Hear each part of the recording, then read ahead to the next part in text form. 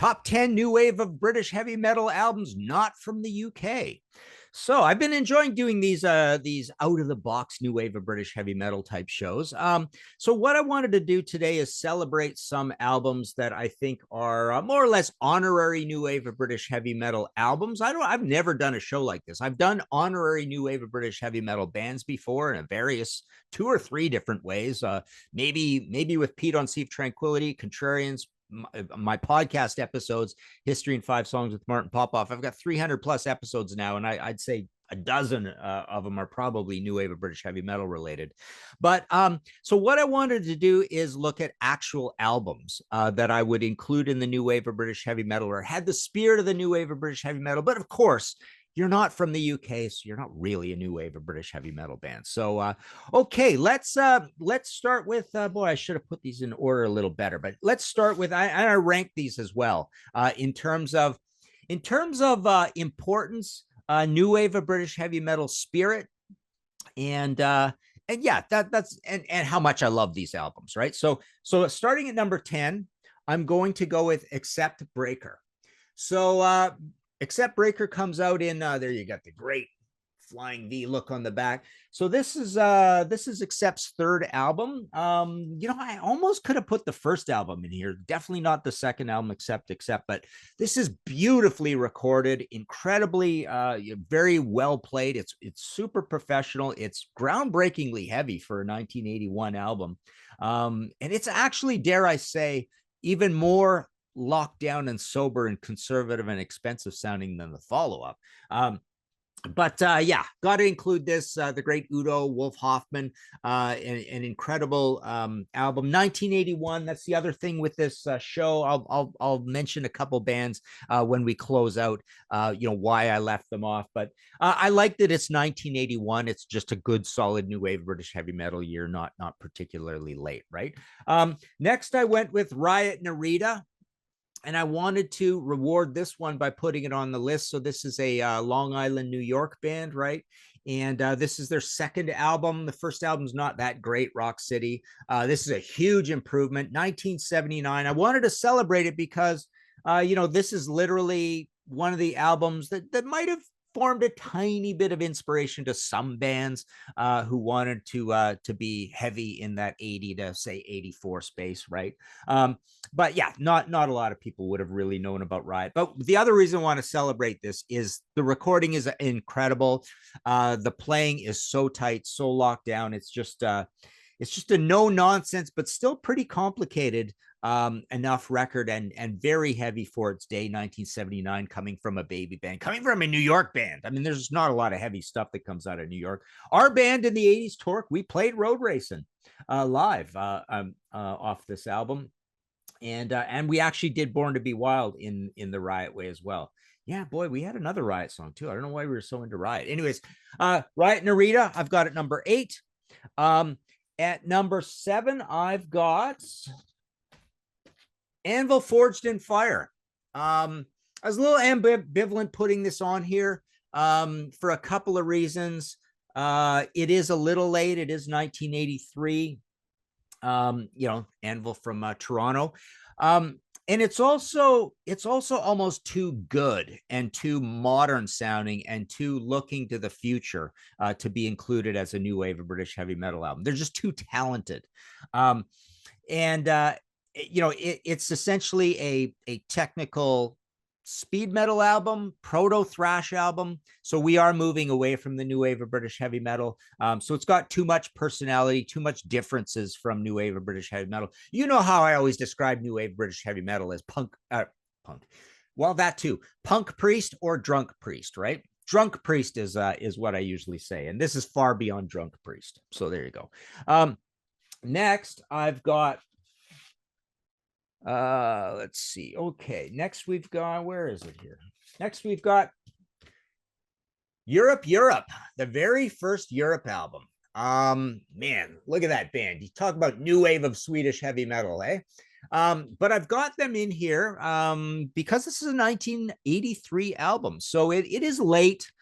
in the space of things. But the incredible thing about this record is, that new wave of Swedish heavy metal sound. I used to call it frostcore when we were kids, right?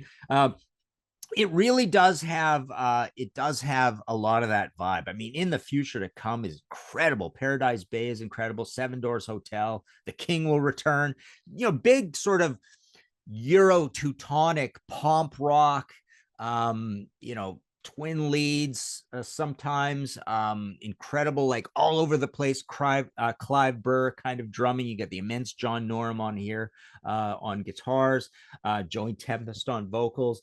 So yeah, I think this just fits because it really captures the vibe, and credit to them as well for being, from Sweden and jumping on this. I mean, it's not super early, right? Come to think of it, I left them off, but I could have included, I should have included actually Heavy Load as well, right? Well, they have a how does it go? Full Tilt at High Speed or Full Tilt at High Level, something like that. They have actually one of the heaviest albums of the 70s in their debut, and then the next stuff is good as well. But Europe sounds very new wave of British heavy metal. I thought.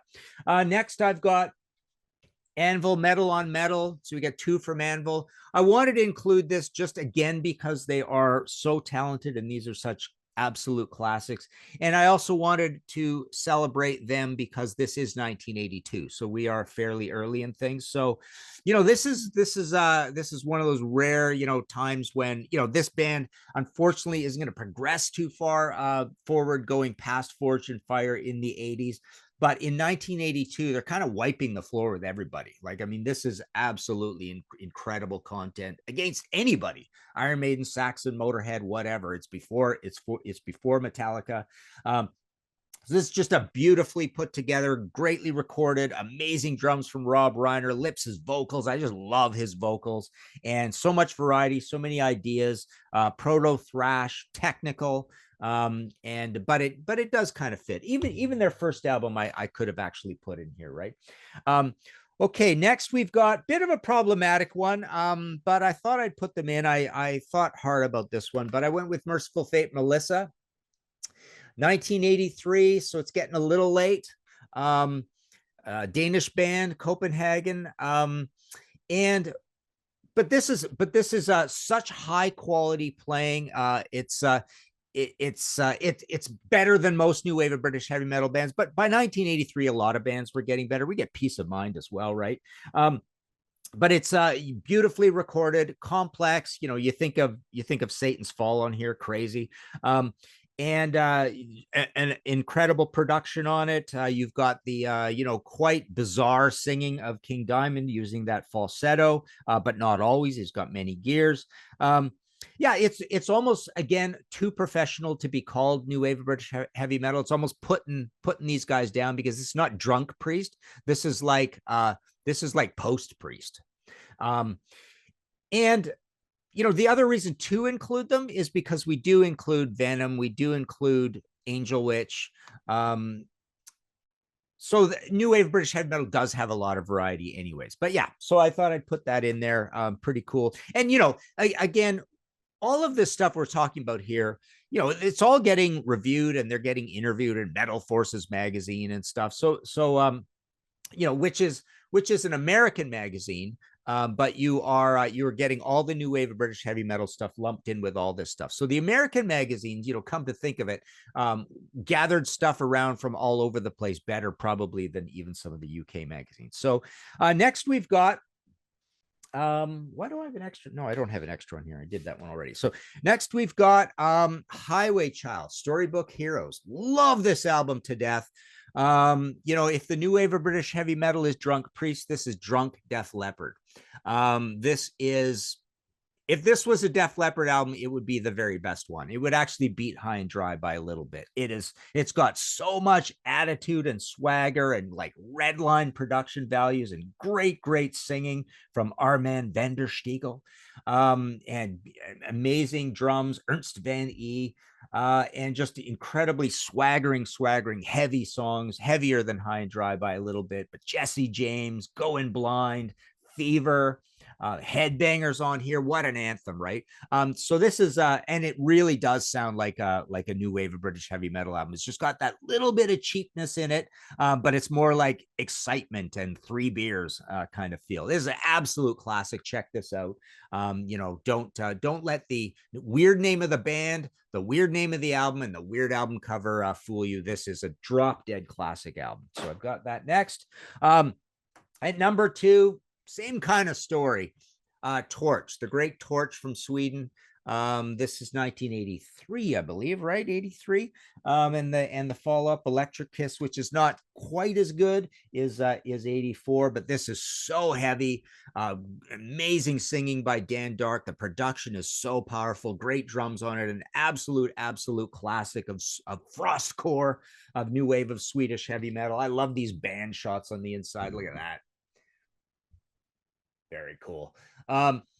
Yeah, so this is incredible classic Warlock, Beauty and the Beast, Battle Axe, Hatchet Man, Sweet Desires on. Yeah, Beyond the Threshold of Pain. What a chorus on that. The riffs are so good, and it's just got a very it's also got an appealing commercial quality to it, but it's still pure heavy metal. You know, when I talk about pure heavy metal, I talk about albums like you know, Dio Holy Diver. Dio Holy Diver actually could have maybe made this list, but not a little too American, a little too accomplished again. Right. So there you go. Torch. We're going to put that in here at number 2. And I think the greatest, what did I call this again? Top 10 new wave British heavy metal albums, not from the UK. I think the best one that captures the spirit and everything and is early enough is Accept, Restless and Wild. I just think this is such an exciting, dirty, distorted, kind of cool recording, like very violent kind of production values on it. Tons of ideas all over the place. You got the great Princess of the Dawn with that amazing solo on there. Fast as a Shark, your proto thrash album with the little German music opening things up, right? Restless, our band in the 80s, we played Restless and Wild off of this album, right? But yeah, Udo Dirkschneider's vocals. So, you know, I would say thinking about Udo, I don't feel like that's a particular new wave of British heavy metal vocal. Although, again, we know there's a lot of variety. We've got your Biffs and your Lemmys, and we've got your Kronos, right? So even vocalists can be kind of all over the place as well. We've got Algie Ward, right? We got Warfare. But I think the rest of the performance from everybody else really has a new wave of British heavy metal vibe. This is a little bit Drunk Priest.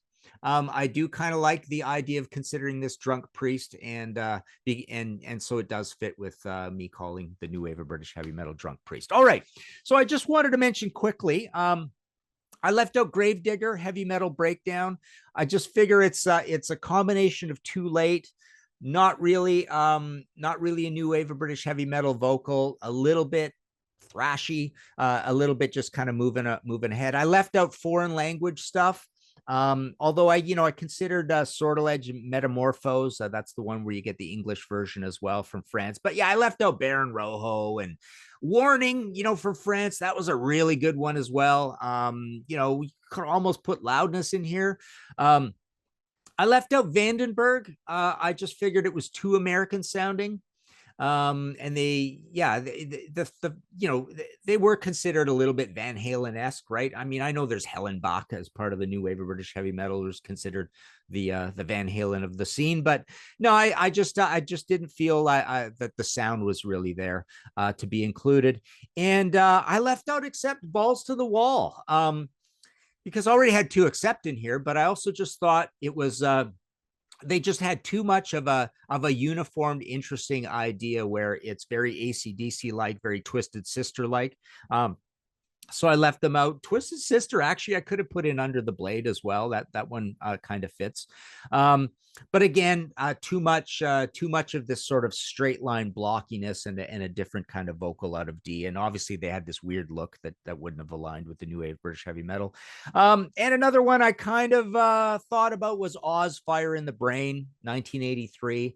Again, it just felt a little, well, I don't know. It's pretty close. It almost could have been, and they had an earlier album as well. But Fire in the Brain is the absolute classic from that that band, you know, Turn the Cross Upside Down and all that stuff. Yeah, great band.